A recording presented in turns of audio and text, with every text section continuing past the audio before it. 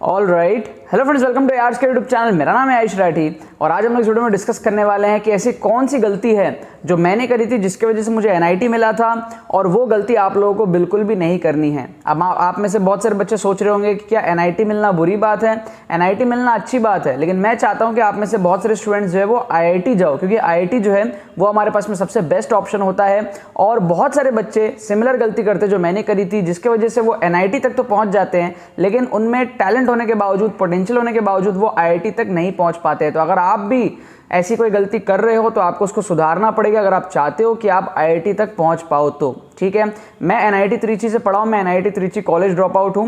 NIT Trichy India का number 1 NIT है और काफ़ी सारे आईआईटी से ऊपर भी है। मैंने आईआईटी भी क्रैक किया था और मैंने जेईई मेन मतलब कि जेईई मेन भी क्रैक किया था और जेईई एडवांस भी क्रैक किया था।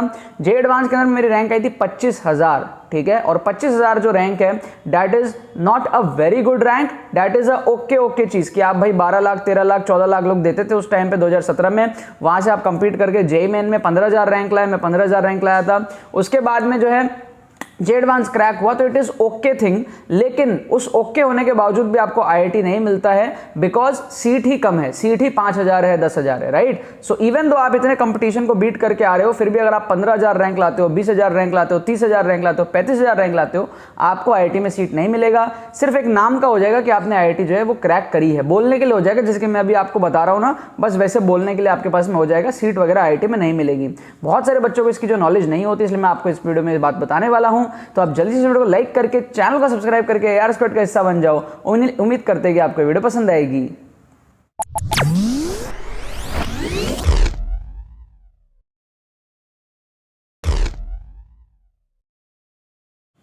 तो सबसे पहली जो गलती मैंने करी थी वो करी थी मैंने आलस की गलती। ठीक है, मैंने बहुत ज़्यादा आलस कर दिया था अपने जेईई मेन को कंप्लीट होने के बाद में, जो हमारे डब्ल्यूबी जेईई और बाकी एग्जाम्स होते हैं उसको कंप्लीट होने के बाद में। मैक्सिमम बच्चे ये गलती करते हैं, आप 2 साल से पढ़ रहे होते हो, है ना, काफ़ी टाइम से आप पढ़ रहे होते हो। बहुत सारे लोग ड्रॉपर होते हैं, मैं भी एक ड्रॉपर था। तो हम लोग लगभग 2-3 साल से पढ़ रहे होते हैं और जब जेईई मेन का एग्जाम हमारा होता है तो उसमें 2 सिचुएशंस होती है, या तो एग्जाम खराब जाए या तो एग्जाम अच्छा चला जाए। अब अगर एग्जाम अच्छा चला जाता है, जैसे कि मेरा अच्छा चला गया था, ठीक है, मेरे क्लोज टू 99 परसेंटाइल आए थे उस टाइम के हिसाब से। सो होता ये है कि आप थोड़ा सा आलसी बन जाते हो, क्योंकि आप 2-3 साल से मेहनत कर रहे हो और आपको एक कॉलेज की गारंटी मिल जाती है। जब आपका जेईई मेन हो जाता है ना तो आपको गारंटी मिल जाती है कि हाँ आपको अब एनआईटी मिलने ही वाला है। फॉर एग्जांपल, आप में से बहुत सारे बच्चे होंगे जिनका भी एग्जाम हुआ होगा, first attempt, second attempt, third attempt, तो आपको पता लग गया होगा कि आपकी अगर इतनी परसेंटाइल है तो आपको आइडिया लग गया होगा कि आपको एनआईटी तो मिल ही जाएगा।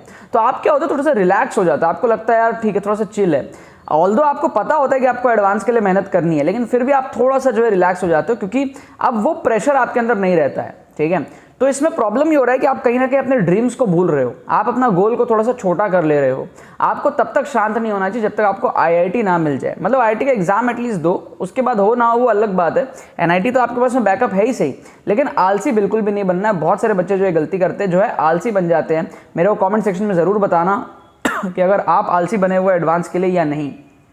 ठीक है, अगर आपका जेईई मेन में अच्छा आया है तो डेफिनेटली आपको अब एडवांस के लिए प्रिपरेशन करना चाहिए, जेईई मेन को भूल जाना चाहिए। 4th अटेम्प्ट के लिए भी प्रिपरेशन आपको नहीं करनी चाहिए, आपको डायरेक्ट अब एडवांस के लिए प्रिपरेशन करना चाहिए, क्योंकि एडवांस के लिए प्रिपरेशन की बहुत ज़्यादा जरूरत पड़ती है। जैसे मेंस में पड़ती है वैसे एडवांस में भी पड़ती है, और आपको इसमें मेंस के बाद में सिर्फ 1 महीने का ही टाइम बचेगा, राइट। दूसरी गलती जो मैंने करी थी वो ये करी थी कि पेपर को पहले से जज कर लिया था। होता ये है कि जब भी आपका आईआईटी पेपर बनाता है, कभी बॉम्बे बनाता है, कभी खड़गपुर बनाता है, कभी कानपुर बनाता है, ऐसा परसेप्शन बना हुआ है कि यार कानपुर बनाएगा तो फिजिक्स बहुत टफ होगी, खड़गपुर बनाएगा तो आपका केमिस्ट्री बहुत टफ होगा, आपका जो है मद्रास बनाएगा तो मैथ्स बहुत टफ होगा। ऐसा जो परसेप्शन जो है बना हुआ है, ये परसेप्शन कौन फैलाता है?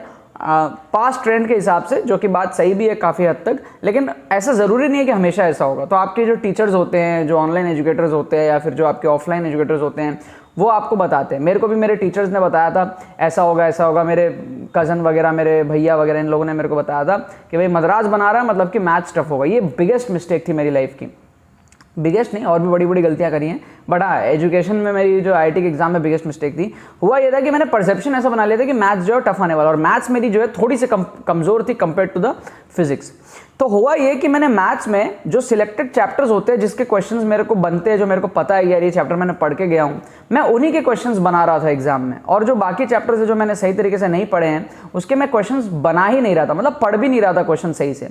और ये बहुत बड़ी गलती थी, जो मेरा कम से कम तो भी मेरे को ध्यान है 20-30 मार्क्स और मेरे ज़्यादा आ जाते अगर मैं उन क्वेश्चंस को कर लेता। तो जब मैं घर आया और फिर मैंने पेपर को ध्यान से देखा, जब सारे लोग बोल रहे थे मैथ्स बहुत ईजी था, मैंने सोचा मैथ्स ईजी था, ये कैसे हो सकता है। मेरा ऐसा रिएक्शन था, क्योंकि मैंने मैथ्स का पूरा पेपर ध्यान से देखा ही नहीं था। मैंने सिर्फ अपने इंपॉर्टेंट जो टॉपिक मेरे को पसंद आते हैं उसी के क्वेश्चंस को मैंने कर लिया, and this is the biggest mistake यार।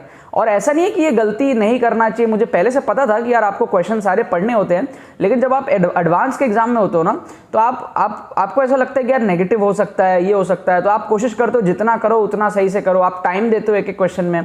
तो मैं बहुत एक्स्ट्रा टाइम दे रहा था कुछ कुछ पर्टिकुलर क्वेश्चंस में, और बहुत सारे क्वेश्चंस मैंने पढ़े ही नहीं। बाद में मैंने देखा कि यार ये क्वेश्चंस बहुत ईजी थे, मैथ्स के पेपर एक्चुअल में बहुत ईजी आया था, जो परसेप्शन बना होता दैट वाज रॉन्ग, और मैं बहुत सारे और भी क्वेश्चंस को कर सकता था। स्पेशली मेरे को याद है कि मैं अगर मैथ्स को सही से पढ़ लेता तो मेरे मैथ्स में ही ज़्यादा आते, फिजिक्स से भी ज़्यादा आ जाते मैथ्स में, इतना ईजी पेपर था मैथ्स का।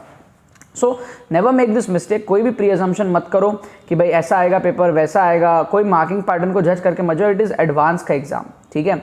और तीसरी जो गलती मैंने ये करी थी, जो मैंने एक्चुअल में गलती नहीं भी करी थी बट मैंने प्रॉपर तरीके से उस चीज़ को एग्जीक्यूट नहीं करा था, वो ये है कि आपका टाइम मैनेजमेंट और आपकी स्ट्रेंथ, ठीक है। मतलब कि हम लोग क्या करते हैं, एडवांस का एग्जाम है तो हम लोग बहुत स्लो करने लग जाते हैं चीज़ों को, ठीक है। स्लो करना इज गुड, क्योंकि एडवांस में आपको एक्यूरेसी पे भी ध्यान रखना है, बट उतना भी स्लो नहीं, ठीक है। आपको थोड़े से एडवांस के प्रीवियस ईयर क्वेश्चन सॉल्व करने पड़ेंगे, है ना। आपको स्ट्रेंथ पे फोकस करना पड़ेगा, मतलब कि आप जब जे एडवांस का एग्जाम देते हो तो आपकी बॉडी थकनी नहीं चाहिए। मेरी बॉडी थोड़ी थोड़ी थक रही थी, मतलब आपको पूरा एनर्जेटिक फील करना पड़ेगा दोनों पेपर में, ठीक है। मैं इसकी प्रैक्टिस किया था, है ना, मॉक टेस्ट वगैरह घर में देता था, बट ज़्यादा प्रैक्टिस करनी है आपको, और ज़्यादा प्रैक्टिस करनी है इसकी, ताकि आपको बिल्कुल भी थकावट महसूस ना हो, आपका बॉडी एकदम उस दिन ठीक तरीके से जो है काम करे। समझ में आ गया बात आपको।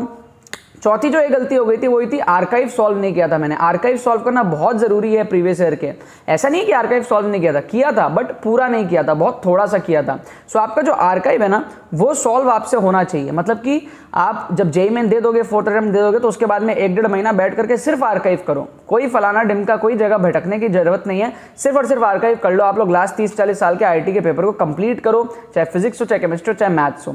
अगर लगता है 1 महीने में नहीं हो पाएगा तो अभी से कर लो। ये this is also very big mistake, जिसके कारण आपका जो एडवांस में रैंक खराब होता है। मतलब ये सारी चीजें ऐसी है ना। इसमें जो तीसरा वाला पॉइंट था कि भाई स्ट्रेंथ नहीं आ रहा था, बॉडी थक रही थी, उसको फिर भी थोड़ा सा नेग्लेक्ट कर सकते हैं, क्योंकि मेरी बॉडी उतनी ज़्यादा नहीं थक रही थी। बट पहला, दूसरा और चौथा पॉइंट जो बहुत इंपॉर्टेंट है, आर्काइव सॉल्व करना। पहला पॉइंट जो मैंने आपको बताया कि आपको ये नहीं करना है, प्री अजम्पशन नहीं करना है आपको इस तरीके से, ठीक है। और मैंने बताया कि आपको आलसी नहीं बनना है, मतलब आपको कंटिन्यू रखना है अपने मोमेंटम को जेईई मेन के बाद भी। बहुत सारे बच्चे पढ़ना छोड़ देते हैं एडवांस के लिए, रिलैक्स हो जाते हैं और बड़ी दिक्कतें आ जाती हैं। ये 3 पॉइंट, आलसी होना, प्री अजम्पशन करना और ये वाला पॉइंट की आर्काइव करना, अगर ये 3 में कर लेता तो डेफिनेटली आई एम श्योर कि 25,000 जो रैंक आई है मेरी, वो काफ़ी ज़्यादा कम आती, 3-4 हज़ार तक रैंक मेरी शिफ्ट हो जाती एंड मेरे को आईआईटी में जो है सीट मिल जाती। प्रॉब्लम ये हुई थी कि सिलेबस मैंने कंप्लीट नहीं करा था। ये 5वां पॉइंट है, सिलेबस को कंप्लीट जरूर से करना। बहुत सारे मेरे ऐसे चैप्टर्स रह गए थे जो मैंने सिलेबस को कंप्लीट ही नहीं करा था, बहुत सारे चैप्टर्स मेरे छूटे हुए रह गए थे, सो वो भी बहुत ज़्यादा इंपॉर्टेंट है। मैंने 2 दिन के अंदर में पूरी ऑर्गेनिक चार्ट डाली थी, मुझे याद है। ऑर्गेनिक इनऑर्गेनिक मैंने सही से नहीं पढ़ा था, 2 दिन के अंदर में जितना हो पाया चार्ट पाया था, उसी से मेरे जो है बहुत सारे नंबर आ गए थे। अगर मैं उसको सही तरीके से कंप्लीट करके जाता तो बहुत ज़्यादा नंबर आ जाते हैं। हमको ये लगता है कि एडवांस में सिर्फ और सिर्फ दिमाग लगता है, आपके अंदर दिमाग होगा तो आप क्रैक कर लोगे, बट एक्चुअल में ये होता है कि एडवांस के अंदर में दिमाग तो लगेगा ही, बट वो दिमाग तभी आप लगा पाओगे जब आपको थ्योरी अच्छे से पढ़ाओगे, आपकी सिलेबस जो है अच्छे से कंप्लीट होगी। क्या आपको बात समझ में आ रही है? तो आपकी सिलेबस अच्छे से कंप्लीट होनी चाहिए। देखो, बहुत सारे बच्चे ऐसे होते हैं जो कोटा जाकर के पढ़ते हैं, कहीं पर भी पढ़ते हैं, आजकल कोटा का ट्रेंड थोड़ा कम हो रहा है।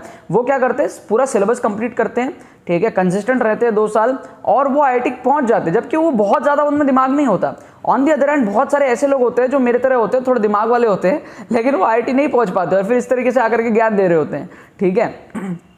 एनीवेज, ज्ञान देना अच्छी बात है, बट द थिंग इज, ये समझो आप कि डिफरेंस इज कि सिलेबस कंप्लीट नहीं हुआ होता है मेरे जैसे लोगों का, ठीक है। अगर आपका सिलेबस कंप्लीट है तो आपको इजी क्वेश्चंस भी करने को मिलते हैं, लेकिन अगर आपका सिलेबस ही कंप्लीट नहीं है तो आपका इजी क्वेश्चन भी छूट गया। और वो इजी क्वेश्चन अगर आप 10 भी छोड़ दोगे ना जे एडवांस के एग्जाम में, तो आपका बहुत तगड़ा जो है रैंक का डिफरेंस आ जाएगा। मतलब 30-40 मार्क्स, मतलब बहुत तगड़ा आपका रैंक का जो है डिफरेंस आ जाएगा। यही कुछ गलतियां थी जो मैंने करी थी, और भी बहुत सारी गलतियां थी। वैसे तो मैंने बहुत एडिक्शंस भी थे मेरे, बट वो सब चीज़ों को अभी इस वीडियो में टच नहीं कर रहे हैं। कई बार मैंने आप लोगों को बता रखा है, ये कुछ बेसिक मैंने जो है आपको गलतियां बता दी जो आप लोगों को अभी इस टाइम पर नहीं करना। और जे मेन के बाद में आपको आलस करने का मन करेगा, अगर आपका मेन्स अच्छा जाएगा तो, या फिर अच्छा जा चुका है पिछले अटेम्प्ट्स में, तो प्लीज़ आलस मत करना एंड फिर एक्टिव हो जाना जे एडवांस के एग्जाम के लिए, ठीक है।